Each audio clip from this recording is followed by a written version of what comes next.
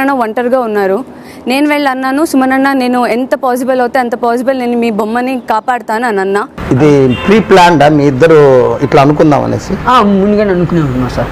ఎక్కడ voice raise చేయాలో, ఎక్కడ ఇన్వాల్వ్ అవ్వాలో, ఎక్కడ ఇన్వాల్వ్ అవ్వకూడదో ఆయన గేమ్ ఆయన ఆడుతున్నారు. నాకు తెలుసు సార్, ఎక్కడ నొక్కాలో, ఎక్కడ మొక్కాలో, ఎక్కడ తొక్కాలో, ఎట్లా పైకి రావాలో నాకు తెలుసు సార్. నాకు బొమ్మను పట్టుకోండి, నా డాల్ పట్టుకోవాలని అని నేను అడగలేదు. నా పర్సనాలిటీకి నేను స్పీడ్గా పరిగెట్టలేకపోయాను. ఏం చేయను, నేను ఎంతో ట్రై చేశాను, నా వల్ల కాలేదు. ఈ ఆటలో మీరు తీసుకునే బొమ్మ మీరు నామినేట్ చెయ్యాలి అనుకునే వారిది కావాలని చెప్పినా మీకింకా అర్థం కాలేదు. బుర్ర దొబ్బిందా నీకేమన్నా?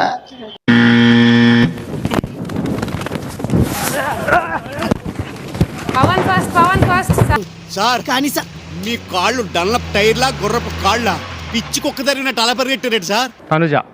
సో నేను బర్నీ గారిని ఎందుకు నామినేట్ చేస్తున్నానంటే, ఫస్ట్ ఆఫ్ ఆల్ ఆయన నాకు చాలా సేఫ్ గేమ్ ఆడుతున్నట్టు అనిపిస్తుంది.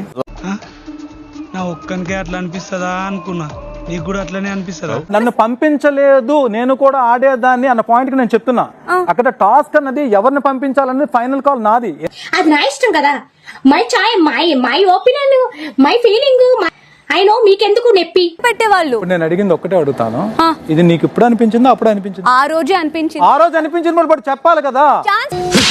ఇప్పుడు చెప్పేది ఇప్పుడు సరైన కారణాలతో ఒకరిని నేరుగా నామినేట్ చేయండి. నా nomination Bharani garu.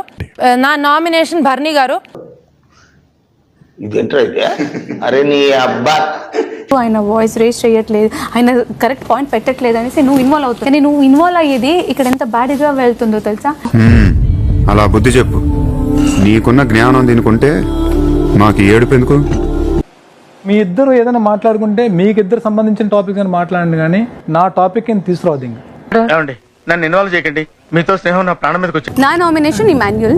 The reason తను చాలా సేఫ్ గా గేమ్ ఆడుతున్నాడు అనేసి చాలా క్లియర్ గా తెలుస్తుంది.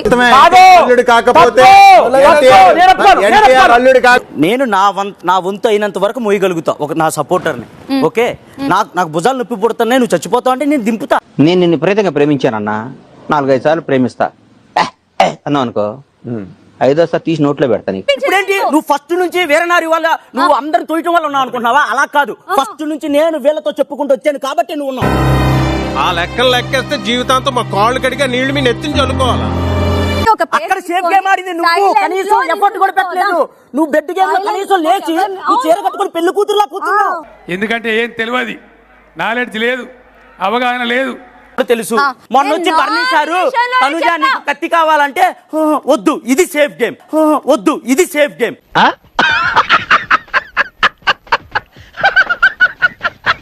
టాస్క్ జరిగినప్పుడు సంచాలక ఉన్నారు కదా ఇద్దరు, సో ఆ విషయంలో మన వాళ్ళిద్దరు ఫెయిల్ అయ్యారు.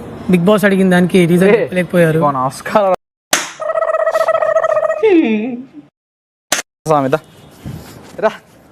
నువ్వు మారుతావన్న ప్రతిసారి నన్ను డిసప్పాయింట్ చేస్తున్నావు రాము. నువ్వు ఇంతకు మించి దిగజారవన్న ప్రతిసారి you prove me wrong. Ritu రా బెస్ట్ ఫ్రెండ్ బయట, కానీ ఇక్కడికి వచ్చాక తనుజ కనెక్ట్ అయింది. నేను తనుజ కోసం ఆడుతున్నాను ఎన్నిసార్లు చెప్పు. కాదబ్బా, ఈ రోజు నుంచొని నీచులు ఎప్పుడు నీచంగానే మాట్లాడతారు రావు గారు, మీకు తెలియదే ఉంది. మీరు కానీ నేను తనుజనే నామినేట్ చేద్దాం అనుకుంటున్నాను, బికాజ్ తను ఎక్కడో సేఫ్ గేమ్ ఆడుతుందని నాకు అనిపిస్తుంది. ఇద్దరికిద్దరు మంచిగా దొరికింది దీనికి, చోటేమియా బడేమియా. నువ్వెందుకు మోర్ డిజర్వింగ్ తనుజ కన్నా? అదే నాకంటే ఆవిడ స్ట్రాంగ్ అని చెప్పేసి నేను అనుకుంటున్నా. ఎవడండి బాబు ఆయన అదమని చెప్పేసుకుంటున్నాడు? ఆయన గురించి ఆయన తెలిసినంత మనకు తెలియదు కదా. బిగ్ బాస్ నా నామినేషన్ తనుజ, అండ్ బయట కూడా ఫ్యాన్ ఫాలోయింగ్ తనుజకి ఎక్కువ ఉంది. 200 మంది ఫ్యాన్స్ ఇక్కడ. లైక్ బ్రైట్ ఎగ్జాంపుల్ ఒకటి ఉంది, అలాగే చేసినందుకు ఒక పర్సన్ లైక్ వెళ్ళి వచ్చారు. అలా కాదు, అలా ఇదిగో ఇలాంటి మాటలు వినే అందరు షెడ్కి వెళ్ళిపోతున్నారు. నేను వెళ్ళిపోదలుచుకోలేదు. ఈ నలుగురిలో గేమ్ గురించి మాట్లాడే అంతే. నేను తగ్గానని కూడా ఎక్కడ అనుకోవట్లేదు. నేను మోర్ ఓవర్ టాస్కుల్లో నేను ముందు చూపిస్తాను వాట్ అయ్యాను. ఈ ముచ్చట్లు ఇంకా ఎన్ని దినాలు వినిపిస్తావురా? నువ్వు చెప్తానే ఉన్నావు, నేను వింటనే ఉన్నా. మాధురి గారు ఇందుకు ఎక్కువ డబ్బులు ఇవ్వకపో, నీకు సెన్స్ లెస్, నువ్వు సెన్స్ లేకుండా మాట్లాడుకో. Mind your word. ఏం మాట్లాడతావు నువ్వు? ఏం మాట్లాడతావు? నిన్ను సైడ్ చేసేస్తున్నారో, నీకు తక్కువ ప్రయారిటీ ఇస్తున్నారో, నీకు అది అని చెప్పి దాని వల్ల నాకు చాలా వీక్స్ నిజంగానే బ్యాడ్ అయిందని నాకు అర్థమైంది. నువ్వు చాలా షార్ప్ రా, అందుకే అంత లేట్ గా క్యాచ్ చేసావు. Thank you sir. ఇష్యూ అర్థమైందా?